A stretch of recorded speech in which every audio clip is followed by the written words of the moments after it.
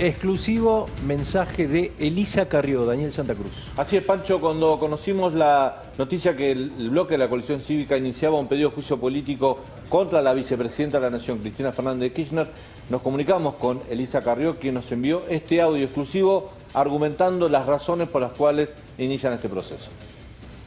La vicepresidenta ha violado todos los límites institucionales y está en claro atentado al orden democrático, máxime teniendo en cuenta que preside todo eventual posible enjuiciamiento de los jueces de la Corte, dado su carácter de presidenta del Senado según la Constitución. Este paso intolerable la convierte en una gobernante de hecho y en una golpista. Pablo Oliveto, gracias por esperarnos. ¿Esto, el desencadenante de este pedido de juicio político, es la carta? En realidad la carta es una confesión, ¿no? Ella va generando un clima donde se altera el orden constitucional y hay una evidente gravedad institucional en cada uno de los actos. Esto empieza primero condicionando a los testigos protegidos, ¿se acuerdan? Cuando lo sacan de la órbita del Poder Judicial y lo ponen en el Ministerio de Justicia, manejado por Martín Mena, que es uno de los investigados por actos de corrupción y que es absolutamente cercano a la vicepresidenta Cristina Kirchner. Después sigue con gente de la Cámpora presentándose en las causas de corrupción como amicus curiae, para beneficiar a los corruptos, y lo vimos en el caso de Jaime.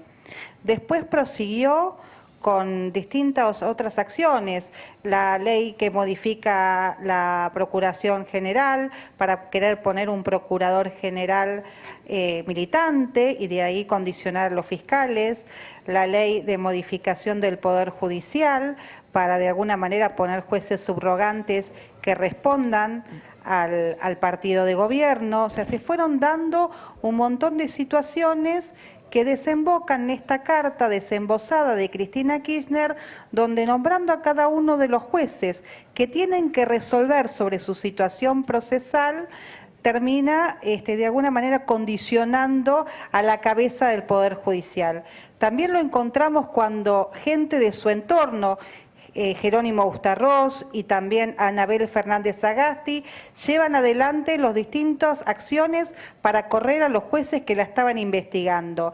Y de ningún análisis tampoco se puede escapar que dentro de lo que es la Corte Suprema de Justicia, la defensa de Cristina ha presentado sendas nulidades, sobre todo para el juicio de obra pública, que la tiene muy complicada por peritajes que la ponen a ella y a su gobierno en una situación de endeblez ante el proceso, y necesitan urgente o condicionar a la Corte o de alguna manera modificar su composición, que es una de las cuestiones que también ella le pide a Alberto Fernández. Daniel. Paula, recién escuchamos a Lilita Carrió que decía que esta actitud la convierte a Cristina Fernández de Kirchner en una golpista. ¿Usted la ve como una golpista hacia uno de los poderes de la República, en este caso el Poder Judicial, o también abarcaría eso al Ejecutivo? ¿Estaría Cristina tratando de desestabilizar al propio Alberto? Yo creo las dos cosas. Primero, el avance hacia el Poder Judicial es evidente. Uno podría tener una visión sesgada y decir que solamente para tener impunidad en sus causas y lograr el manejo de sus bienes. Ahora, la realidad es que todas las acciones no solo buscan la impunidad, sino también buscan la cooptación del Poder Judicial mediante jueces y fiscales que le respondan políticamente. O sea, la impunidad sobre los hechos pasados, la impunidad hacia el gobierno de manera futura, y también para perseguir a los opositores, a los periodistas, a los que se le enfrentan. Y también le está poniendo constantemente los puntos a Alberto Fernández. Ahora, acá hay un punto que también quiero decir. Alberto Fernández aceptó ser presidente porque Cristina le delegó su poder, y eso lo deja en una situación de debilidad absoluta. Ahora, él respaldó la carta, yo creo que Paula, el presidente respaldó. Él respaldó la carta, él presenta los proyectos como proyectos del Ejecutivo de reforma del Poder Judicial, que después ella dice que no le corresponden, pero hace modificaciones constantemente en el Senado. Yo creo que el presidente está en una situación complicada en un sistema constitucional que es presidencialista, no es vicepresidencialista. Entonces se ve un avasallamiento constantemente por parte de la vicepresidenta hacia el presidente de la Nación, que hasta ahora parece estar inconmovible ante esta situación, porque debe haber sido un pacto que ellos dos cerraron en ese departamento de Barrio Norte. Ahora, a los argentinos, ¿qué nos importa? Que el presidente, que es el que tiene las atribuciones constitucionales de garantizarnos, sino entre otras cosas, las independencias de poderes, los pesos y contrapesos que se tienen que dar en la República, lo garantice. O sea que Alberto y eso Fernández es sería una... lo que no... Paula, sería una víctima entonces el presidente en este caso, no merecería un cuestionamiento, una objeción de parte de ustedes. Mira, yo no creo que sea víctima porque es parte de un entramado político, es funcional a un entramado político, pero lo que nosotros sostenemos en esta instancia, y eso no quiere decir que se pueda ampliar el juicio político más adelante a la figura del presidente, claro, es que Cristina... Claro, ahí va mi pregunta, ¿no? Claro, que Cristina está tensionando las instituciones de la República para lograr beneficiarse en causas que hoy están en resolución de la Corte Suprema de Justicia.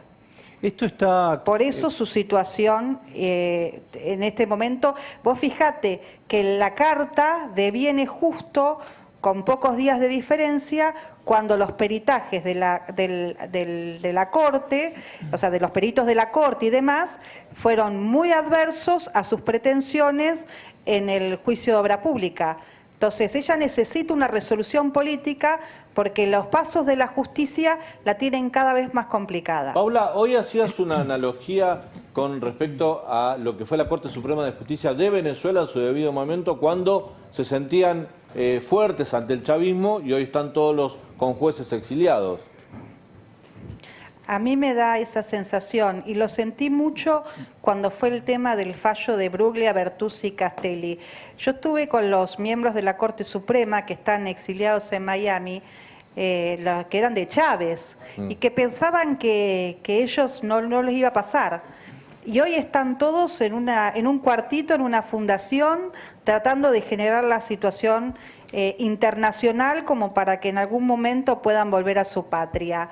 Y ellos pensaban que contra ellos no iban a ser, porque en un principio eran afines a Chávez. Ahora, finalmente los regímenes autoritarios no advierten ninguna posibilidad de ningún disenso, y eso es lo que yo te digo que me preocupa en esta instancia. Creo que estamos en un principio de un régimen autoritario, que lo estamos viendo con lo que está pasando en el Congreso de la Nación, donde bien decía Hernán Lombardi, los gobernadores son absolutamente funcionales a las estrategias del kirchnerismo, con una negociación constante que tiene que ver con los fondos, el látigo y la billetera.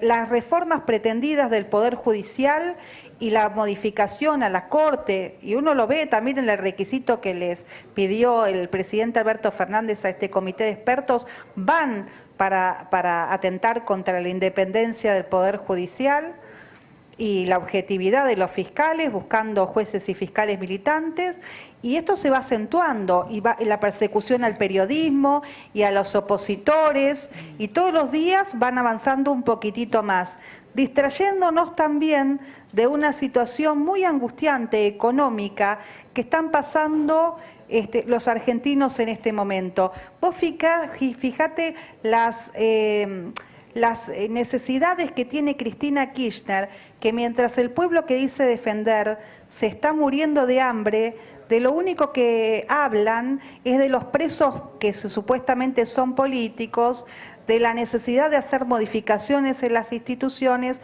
para mejorar su situación procesal. Ahora, del hambre, de la desocupación, de la angustia de los argentinos, de eso no hablan.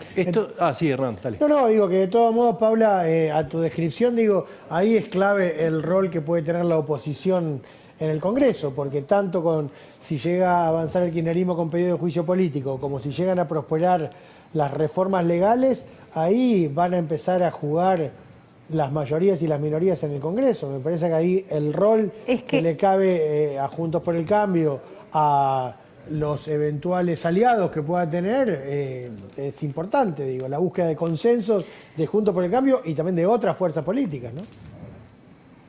Claro, pero yo te quiero decir algo, Hernán. Nosotros nos hemos mantenido en el rol de contrapeso institucional, que es el que te pone en la sociedad cuando te vota como opositor y no te da la posibilidad de ser gobierno. Ahora, la realidad es que nosotros somos 116 diputados.